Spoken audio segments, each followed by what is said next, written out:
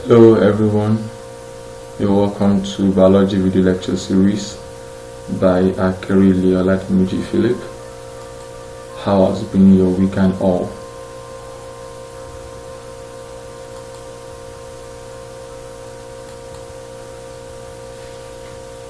Before we get started, probably you're watching the video for the first time. I would like you to look at the slides and pay attention to what is written therein, because it's important to get to put them to work as we work together. So on today's edition of the video, we're talking about circulatory system in humans, or say in animals. All right. Okay. Now we need to remind ourselves of what a cell is. What a system is, and from our basic understanding that a cell or cells come together to form tissues, and tissues come together to form organs, and organs form systems. So when we say circulatory system, that will be a collection of structures that helps to transport materials and waste from one point to another in multicellular organisms. The emphasis on multicellular organism because we have a lot of cells. So we have what is referred to as cell differentiation, which means different cells perform different functions, so and probably needs different energy and nutrients. But unicellular organism doesn't really need that, because they're in direct contact with the environment. Their cell wall or the cell membrane is not thick, so it's easy for them to extract whatever they have formed as waste, and it's easy for them to take in nutrients. So generally speaking, what is the function, or what are the functions of the circulatory system? It helps to transport oxygen to cells, yes, and transport nutrients from digestive system to body cells, yes. When our food substances digest carbohydrate, protein, fat, and oil, when they digest into glucose, amino acid, and fatty acid and glycerol respectively, they help to transport it. Then you have to transport hormones. Hormones are formed in a part of the body or glands, but yet transported to another part. For example, the kidney here that has adrenal gland on top of it has adrenal gland secretes adrenaline, and adrenaline is needed for fight and flight. So by the help of the transport system, let's say it's secreted here, it is taken to other part of the body because of what? Transport system through veins, arteries, and blood. All right. Then it also helps to transport waste from body cells to excretory organ, helps to distribute heat, yes, and also it helps to fight against diseases. How? Through the orchestration of white blood cells. All right. So generally, circulatory system is divided into two: the open and closed circulatory system. As the name connotes, open in the sense that each of the organs are in direct contact with the blood. You can see here each of the cells or tissues. You can see body cells here. The heart pumps the blood just directly onto the body cells. All right.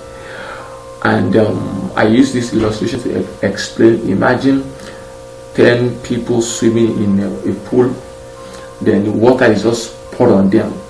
So each of the people swimming represents each of the organs or cells, while the water poured on them represents the blood. So each of them just bathe together with the same blood. So they take in the nutrients and extract the waste into it. But on the other hand, here you can see that the blood vessels are connected. Here the blood vessel is just released directly into the vacuum. So at the closed circulatory system, each of the organs or cells are supplied by a blood vessel differently. All right. So that's what it's called closed. You can see here, this is capillary supplying each cell. So yes, it's not as if every cell is being bathed in the common fluid. No, each cell is being supplied by blood vessel. All right, so that's the difference between open and closed circulatory system. Then there's what is called single and double circulatory system. Single in the sense that the blood passes through the heart just in one cycle, while in double it passes through the heart twice. You can see that here, and that happens in fishes because they have just two chamber heart, that is one auricle, one ventricle. But in apes, those are birds and mammals, even reptiles, they have two chambered hearts. I mean, they have four chambered hearts, which is two auricles up, two ventricles down. All right, so it is partitioned into right and left side. So the blood passes through the heart twice. That's what is called double circulatory system. All right,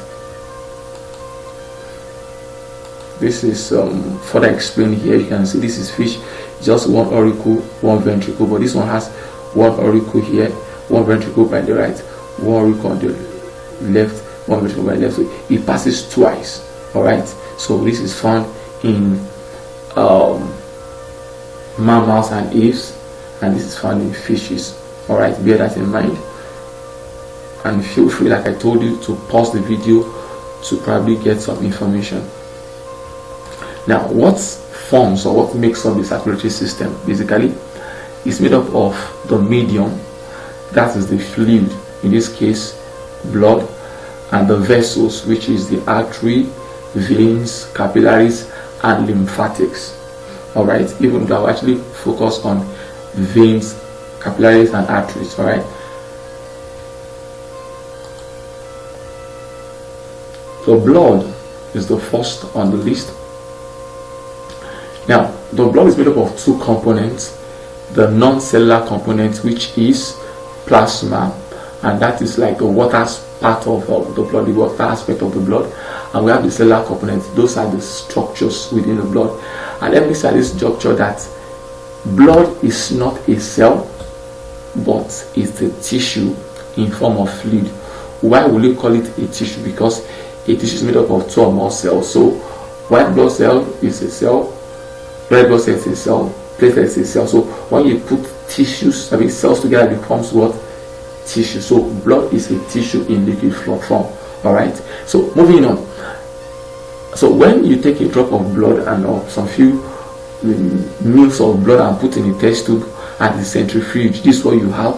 It is separated into three zones: the plasma uppermost, buffy coat, this thin layer here, which is made up of white blood cells and platelets, and the lowest layer is red blood cells. Now, your plasma, like I said, is the liquid aspect of blood, or the transparent part of the blood, which is made up of water majorly. All right, so, and they also contain other things: proteins, nutrient waste, and gases. So let's now talk more about the cellular component of the blood. All right, looking at this diagram here, you can see now this is the erythrocyte, which is red blood cells. All these cells are white blood cells, and they are grouped into two: granulocytes, that means cells, white blood cells that have granules in their cytoplasm. You can see dots. All right, then we have the agranulocyte, which means without granules. Those are the lymphocyte and what? Monocyte. This one you can see they are neutrophils, eosinophils, and basophils. They will now have the platelet, which is thrombocyte. All right, so in a swift, what's the function of red blood cells? To transport gases, CO2, oxygen, and carbon monoxide, which is CO. All right, and some nutrients. While the function of white blood cells majorly is to protect the body against foreign bodies, foreign entities that will harm the body. All right, while platelets helps to coagulate when there's a cut, that means to form clots, which helps to prevent loss of blood when we have cuts. All right, so platelet, which is thrombocyte, works alongside with plasma protein, with clotting factors to bring about clotting. All right, for better view, I think I should show you this. Okay, okay, let me go backwards a little. Amongst all the cellular components, the red blood cell does not have nucleus. In the process of being formed, it loses its nucleus. All right, it had it from the inception, but at the virtue of being formed, probably like day 6, it takes about 7 days to be formed. On day 6, it loses its nucleus. So while others will retain theirs. All right, pay attention to that. So this is another slide explaining white blood cells. So you know that this 1, 2, 3 that have granules are granulocytes, while these two that also have granules in their cytoplasm are what? Agranulocytes. Every red blood cell are meant to protect the body against diseases. All right, so we are done with blood, the medium. So we are moving on to the vessel, and vessel we have the arteries, capillaries, and veins. So let's first distinguish between capillaries and veins. All arteries without exception carry blood away from the heart. I said without exception, yes. While veins carry blood towards the heart, no exception. You can actually pause the video here to write this down or probably study it. Now, I will just explain the last point. Now, all arteries carry red oxygenated blood. That means blood that are rich in oxygen, except for pulmonary artery. So pulmonary artery is carrying deoxygenated blood against what other arteries are carrying. Also, veins are carrying deoxygenated blood. That means blood that are poor in oxygen or rich in carbon dioxide. But there's one particular vein that carries otherwise, which is pulmonary vein. All right, so pay attention to that. When I show you the diagram of artery and vein, I will still explain more on their differences. Now, let's compare the 3 vessels, or the 3 hierarchies of vessels. That's artery, veins, and capillary. You might want to pause the video here to note that that's self-explanatory. Now, looking at the structure of artery and vein, you see that the wall of artery is thicker compared to that of vein. So in line with that, the lumen of arteries are smaller, or they have narrow lumen, while veins have wider lumen. All right, so the wall of arteries are thicker and elastic, while the wall of veins are thin and less elastic. So arteries are referred to as resistance vessels because blood have to move through them forcefully because the lumen is narrow. While in veins, they are called capacitance vessel because they allow blood to move with ease because their lumen are wider. All right, and pay attention to the fact that veins have valve, so blood only flows in one direction, so there's no backflow of blood in veins, while arteries does not have valve. All right, and this is painted red to tell you that it carries oxygenated blood. But remember that I told you not quite long that there's one particular one that does not carry that. Those are the primary artery and veins. All right, this is capillary, which is site of gaseous exchange. What does that mean? The oxygen coming from here, when it gets to the capillary here, it is dropped into the tissue, and within the tissue here, the carbon dioxide within the tissue is added to the blood here. So that this is where it loses oxygen, then gathers or picks up carbon dioxide and becomes deoxygenated. Do you understand? All right. Now, types of circulation in man. We have the lesser circulation and the greater circulation. But before we do that, I will want us to explain the pump. The pump is the heart. This is the heart sectionalized, that we call it into a longitudinal section, showing us the right side and the left side. The right side of the heart is divided into, or has 2 parts. the right atrium and the right ventricle, then the left atrium and the left ventricle. Take note of the fact that the left ventricle is thicker because the blood that is pumped within here goes a longer way compared to other parts. So let's quickly explain something. How does the blood enters the heart and leaves the heart? One thing you should know is that the two auricles receives blood. That's the two auricles, the right and the left auricle receives blood, while the right and left ventricle sends out blood. Take note of that. Now, the right side of the heart receives and sends out the oxygenated blood. That means blood that are poor in oxygen but rich in carbon dioxide. While the left part of the heart sends out and receives blood that are rich in oxygen. So that is the called oxygenated blood. So let's explain how blood gets to enter the heart and leave the heart. Starting from the right side and the left side now. So how does blood comes to the right atrium or auricle? The blood that are deoxygenated from the upper part of the body enters the right atrium by square vena cava, and while the blood that are deoxygenated from the lower part of the body enters the right atrium by inferior vena cava. You can see that here. So when the atrium contracts during systole, the blood is pumped into the right ventricle, alright, and it's prevented from flowing back into the atrium by the closure of this valve, which is called tricuspid valve, otherwise called right atrioventricular valve.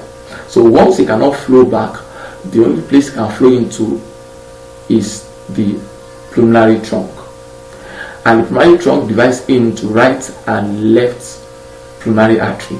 Bear in mind, we said earlier on that there's one artery that carries the oxygenated blood, and that is what we have here, the right and left pulmonary artery. So the right pulmonary artery goes to the right lungs, while the left pulmonary artery goes to the left lungs.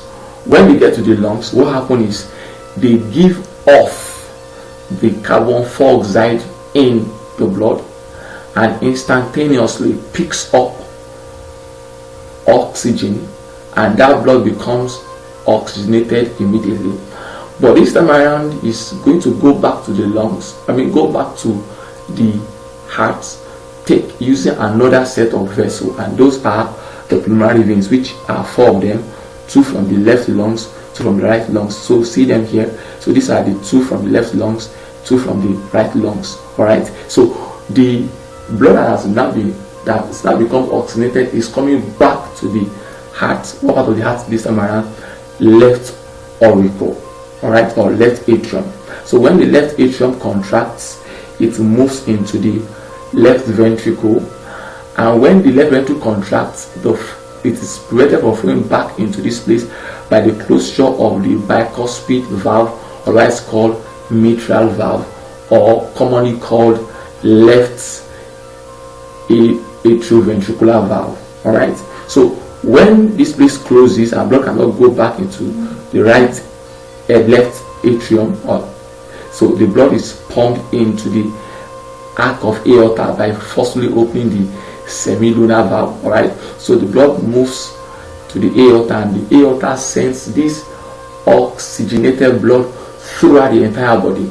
So as the blood is moving around the entire body, something happens. It drops oxygen, picks up carbon dioxide, drops oxygen like that. By the time it's done going around the body, the blood will have lost all its oxygen. It now become deoxygenated, carrying what? Carbon dioxide. So it's coming back to the heart by what? The right superior and inferior vena cava. You can see that here. Do you get? Now, like we said, all arteries carry blood away from the heart. You can see this is an artery. So all the arteries you see pointing outwards are all the vessels you see arrows pointing outwards are all arteries, and all the vessels you see arrows pointing inwards are all veins. Alright, So you can pause the video to cross-check that. Now, going back to the lesser and greater circulation we talked about not quite long, we use this diagram to explain that. Lesser circulation is otherwise called pulmonary circulation. That is going to involve the two pulmonary vessels. So, and that involves circulation from the heart to the lungs and from the lungs back to the heart. Why is it called lesser? Because the blood doesn't go travel a long distance. So it's just between the lungs and the heart. The deoxygenated blood is taken to the lungs and it becomes oxygenated and comes back to the heart. That's just lesser or pulmonary circulation. While the greater circulation is between the heart and the entire body, up and down. So it is called greater because it sends blood around the entire systems, organs, tissues, cells of the body, then returns the blood back to the heart. Alright, so it is essential for us to know what part of the heart does the pulmonary circulation start and end. So the pulmonary circulation starts from the right ventricle when blood is pumped into the pulmonary trunk, to pulmonary arteries, to the lungs. Then the blood in the lungs loses its carbon dioxide, picks up oxygen, then comes back to the what? To the heart using what? The four pulmonary veins. And the pulmonary veins brings it into the left atrium. So pulmonary circulation starts from the right ventricle and ends in the left atrium. While for systemic circulation, the blood is pumped from the left ventricle into the systemic aorta, which sends the blood around the entire body. Then the blood, as it has gathered, drop all its oxygen, then picks up carbon dioxide, is bringing it back to the heart by what? Inferior and superior vena cava into what part of the heart? Right atrium.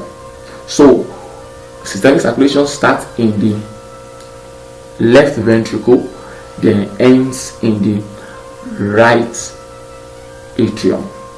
Alright, you might pause the video, rewind it to hear that over and again. Now, I said that the artery, in the lungs, oxygen is picked up, carbon dioxide is dropped. How does it happen? And I said in the tissue, oxygen is released and carbon dioxide is picked up. How does that happen? Let's see that. So in the lungs,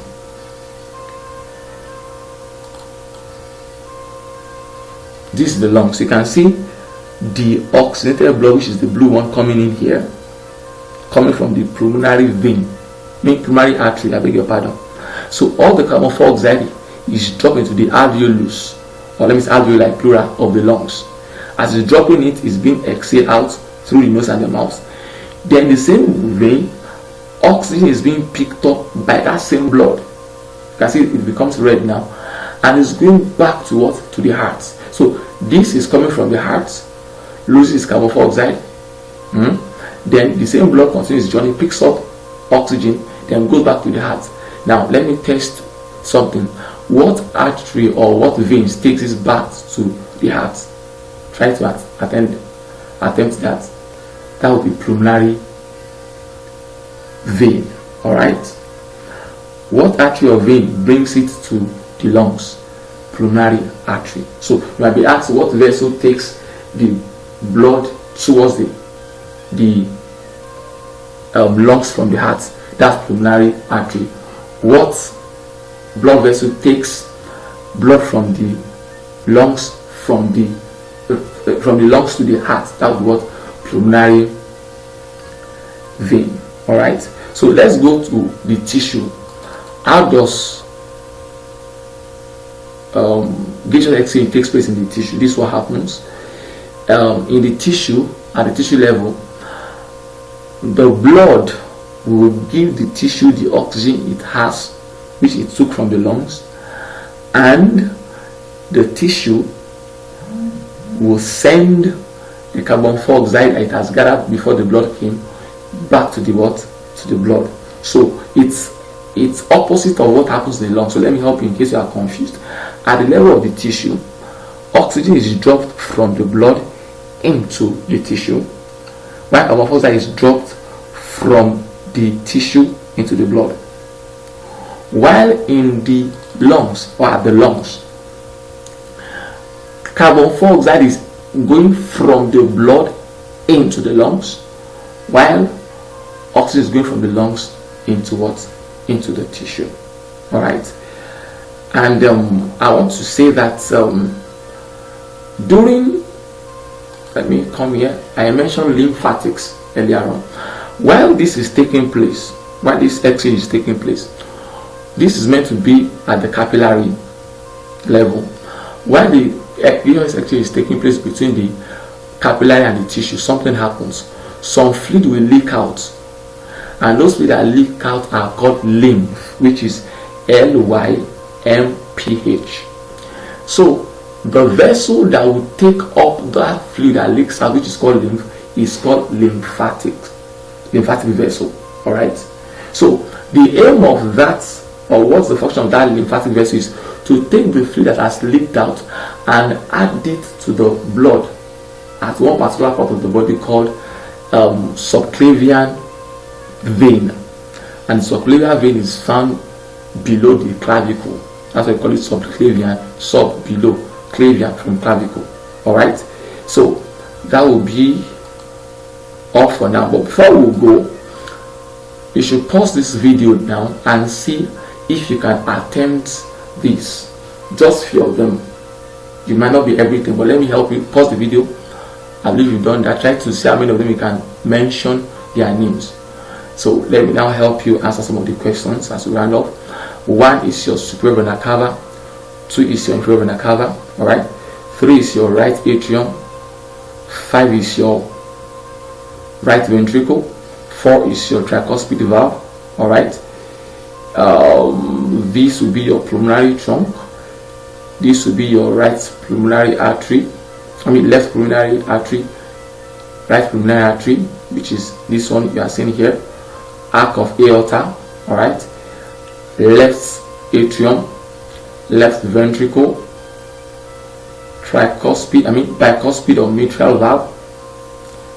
These two and these two, which is hidden here, will be what? Pulmonary vein. All right. Then this will be semilunar valve. All right. And this also can be semilunar valve, which leads to the arc of aorta. All right. And this is septum. I'll be able to answer that to some extent. You can watch the video over and again to have a full grasp of the thing. I'll be able to get some points which will help you in your exams. Thank you so much. For more questions, you can contact me through these details. Thank you very much. God bless you.